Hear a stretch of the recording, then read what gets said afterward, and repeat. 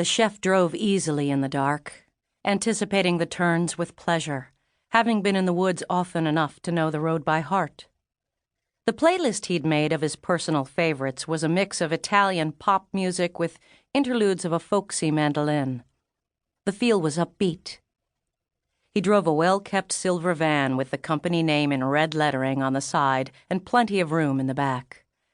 The entwined rosaries hanging from the rear-view mirror jostled softly, and the black-and-white Australian sheepdog beside him kept an alert watch through the windshield. It was a cozy drive for Il Capocuoco, the head chef, known for his ability to mix chemicals like a master. When they passed the barn and turned onto the dirt track, the dog stood up in anticipation.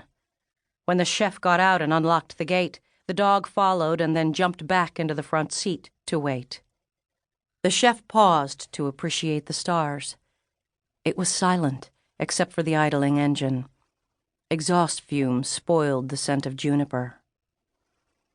They continued through dense trees until the headlights picked up a half-burned abandoned house and, behind it, a prefab shack where sacks of lye were stored. The chef's day job was delivering chemicals along a busy route of Tuscan farms. He still wore the dirty jumpsuit that was his uniform. The charred ruins of the old house came closer into view. The headlights cut out, the door opened, and the dog scrambled down into the pine mulch. A steel vat encased in wood stood on a platform high off the ground. The odd hiker would have thought it a water tower. Underneath the vat was a row of burners connected to a tank of propane. The chef lit the gas fire and waited for the chemicals inside the vat to heat. For the past hour he had been putting off his hunger, eager to get to the site. Now he unwrapped a stick of salome sapressetta, sliced off the tip with a sharp folding knife, and methodically scored and peeled the outer casing, cutting off slivers of meat which he shared with the dog. The smell of garlic made him even more ravenous, and he went through the potato chips, orange soda, and packaged cream puffs as well. The chef sat behind the wheel with both doors open to the night, counting his money by the dashboard glow, until his pleasantly full belly contracted with venom.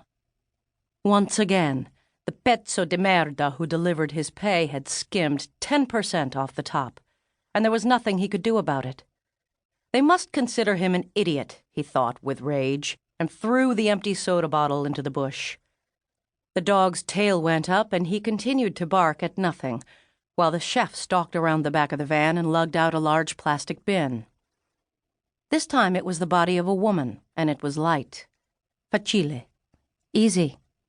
He slipped on goggles and gloves. When the temperature was right, it would not take long for the corpse to dissolve in la minestra, the soup. The woman, Lucia Vincenzo, beautiful, a player both in money laundering and drug dealing, had vanished on a trip to the local market. Her car was left in the parking lot, containing bags of groceries and no evidence of struggle. In the language of the mafias, a murder where the body is never found is called lupara bianca, or white shotgun. To disappear with no one knowing how they killed you is a warning to the enemy meant to echo in the most lasting way, in the stark silence of the imagination. The chef dragged the bin up the ramp that led to the vat. He drew off the tarp and backed away as toxic vapors rose from la minestra. No one appreciated the quality of his work, how smooth, complete, undetectable.